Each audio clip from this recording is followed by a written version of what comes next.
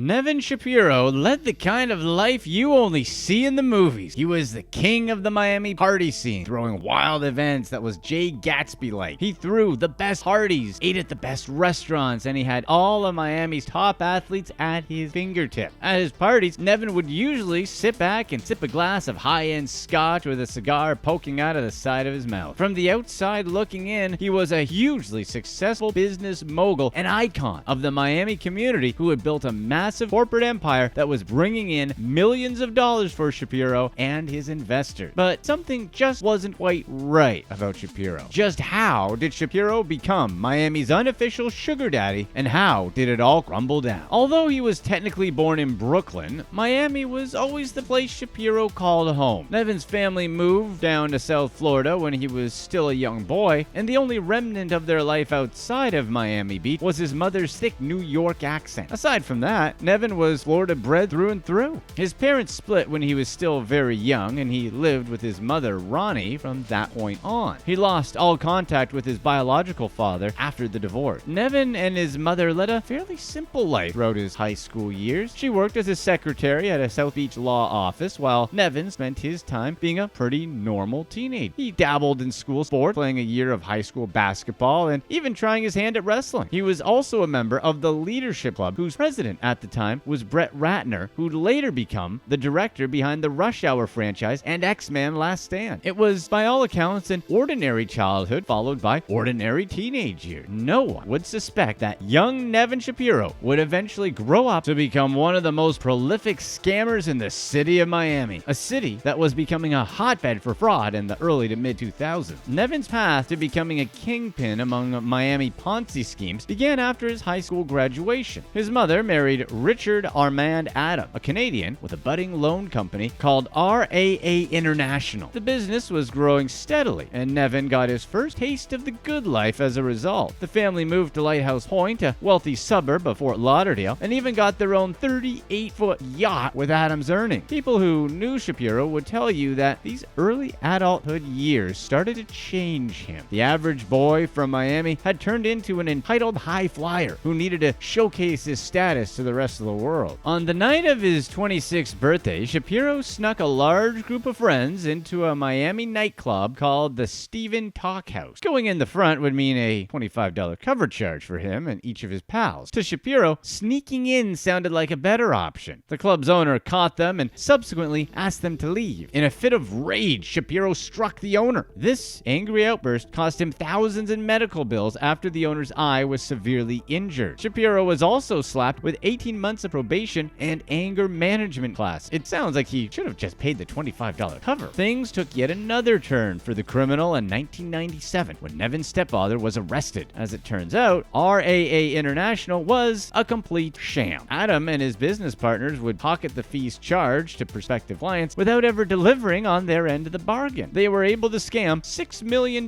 before they were caught. Family wealth that had been imbued such pride and self-worth into Shapiro was ultimately built on lies, an eerie foreshadowing of his own future deceptions that perhaps gives us some insight into Shapiro's warped approach to life and business. Shapiro had an insatiable passion for the University of Miami, in particular their football program. He'd been a huge Hurricanes fan his whole life, and his obsession with Miami football followed him into adulthood. Most people would probably consider Shapiro's University of Miami fandom a tad unhealthy, but it was a huge part of his life nonetheless. Shapiro tried to bring the same fire and fury he had during Miami football games to his business endeavors. His first attempt at honest work was in 1998 when he started Nevco Trading. This proved to be a rocky start for Shapiro's career in business, as the company was sued for failing to adhere to agreed-upon contracts. So much for honest work, right? Nevco Trading went out of business, and Shapiro set his sights on a new venture, Capital Investments USA.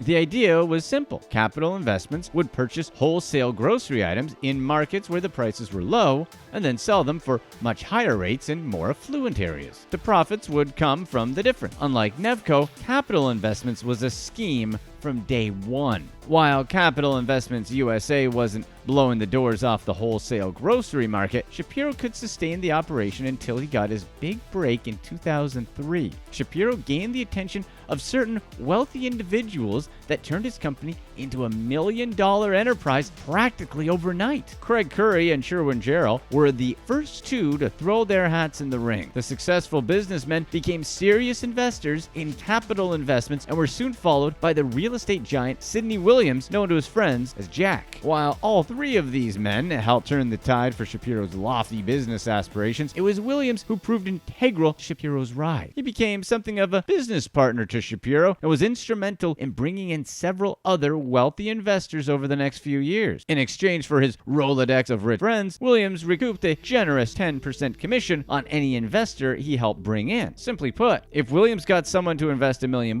he'd pocket $100,000. What Williams saw exactly in Shapiro and capital investments, we may never know. Something just compelled him to go all in. What we do know is Williams had a positive track record with the investors he'd bring in. They'd worked together on some real estate investments and cashed in big on Williams' word. Unfortunately, Williams trusted Shapiro. With Williams and others in tow, Shapiro had hit the jackpot. With hundreds of millions of dollars in funding in his back pocket, the owner and CEO of Capital Investments USA started living like a bona fide rock star. Yachts, luxury cars, and courtside seats at Miami Heat games were just the tip of the iceberg. The crown jewel of his accomplishments was his Bay Road mansion, which was a $6 million property with all of the amenities and luxuries for throwing the best party. A palace-like courtyard outfitted with a Spanish tiled fountain welcomed visitors to Shapiro's majestic home. Inside his mansion was decked out with multiple flat-screen TVs all throughout his massive house. This allowed Shapiro to keep an eye on his beloved Hurricanes no matter what he was doing. The decorations strewn on the mantle and all over the walls seemed to serve as trophies of Shapiro's emerging status in the world.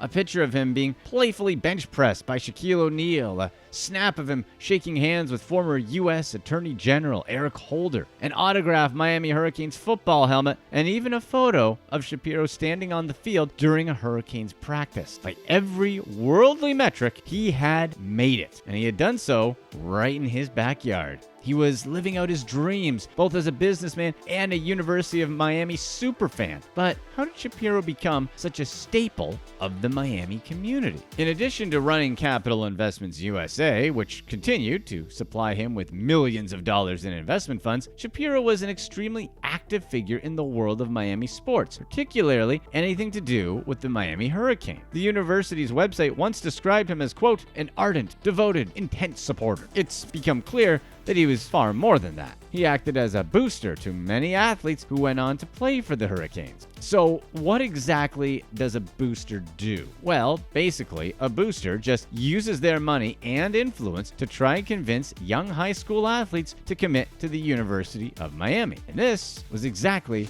what Shapiro did. Expensive dinners, extravagant gifts, outlandish parties, even cold hard cash. Anything that might sway a potential recruit was fair game. Shapiro has since detailed the extent of his boosting practices, almost all of which violated NCAA rules and regulation. In all, he provided benefits to 72 athletes between 2002 and 2010. Shapiro also started his own sports agency, known as Access Sports and Entertainment, to boost his efforts. Access signed two former Miami players, John Beeson and Vince Wilfork, as NFL clients. They also had a hand in recruiting dozens more for the Hurricanes through lump sum payments and other various benefits. Shapiro was given the nickname Lil Luke after legendary Luther Campbell, the legendary frontman of Two Live Crew. And he even had a lounge on the University of Miami campus named after him following a particularly generous donation. He had become a vital part of the university's athletic endeavors. For someone who loved the Hurricanes as passionately as Shapiro did, this was a really big deal.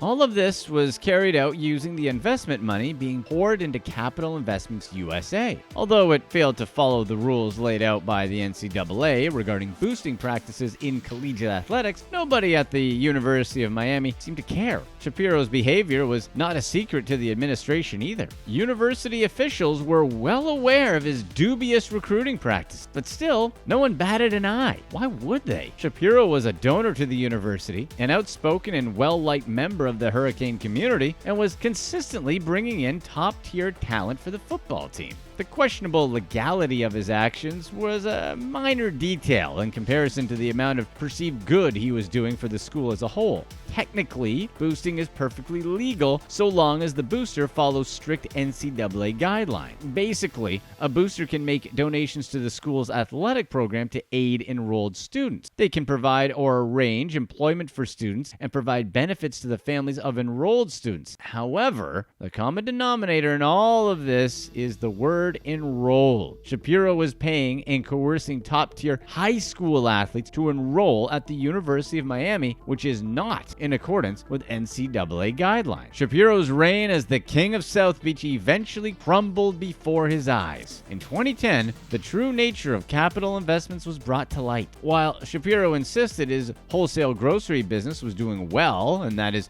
many investors would be paid when they're owed, in reality, Shapiro's business ventures were a front for a massive Ponzi scheme that stretched from dozens of wealthy investors to the athletic staff at the University of Miami. This included scores of football players, coaches, and athletic department executives. Shapiro had been laundering his investors' money for years. For a while, he was using new investments to pay existing investors their share, but that stopped once the cash dried up. A Ponzi scheme always seems to work in the beginning. Eventually, they all come crashing down. Just ask Miami's other top scammers, such as Scott Rothstein. Find out how Rothstein scammed over $1 billion with a very simple scheme here. A significant chunk of the $930 million, roughly $35 million according to court documents, was used to fund Shapiro's lavish lifestyle. He tried to buy himself as much time as he could. He assured worried investors that the money was going to come in at some point. When it didn't,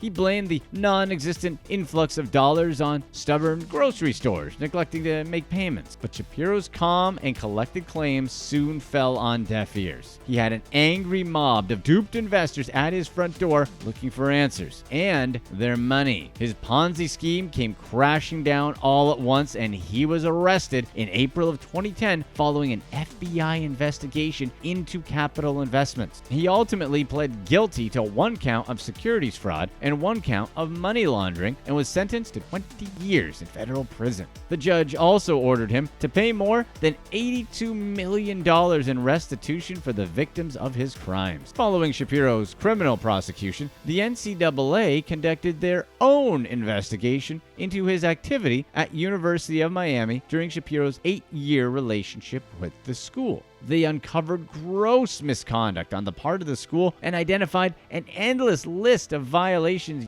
Miami had committed. The NCAA handed down punishments in 2013 that stretched across the entire athletic department. Several football and basketball coaches were hit with show cause orders, with the head basketball coach receiving a 5-game suspension for his involvement. The number of football scholarships they could give out was reduced, and the university was put on probation for 3 years. Miami enacted some self-imposed punishments as well, including a 2-year ban from participation in bowl games for the football team. So where is Shapiro today? Surprisingly, he's already out of jail. He got super lucky. Because of the pandemic, Shapiro was ordered to serve the remaining 7 years of his sentence in home confinement. Back in 2010, he made mention of a tell-all book that implicated people at the University of Miami in his unregulated boosting practices, but that has not yet come to fruition. For now, he's home with his family. He's trying to move forward and make the most of his remaining years. But for the victims of his schemes, life will never be the same. Many retirees who invested in Shapiro's company were forced to go back to work once their money was lost. Friends were betrayed. Trust was broken. After being released from prison, he said, "I have never stopped thinking about my victims. That weight will forever rest on Nevin Shapiro's shoulders." Here's what's next.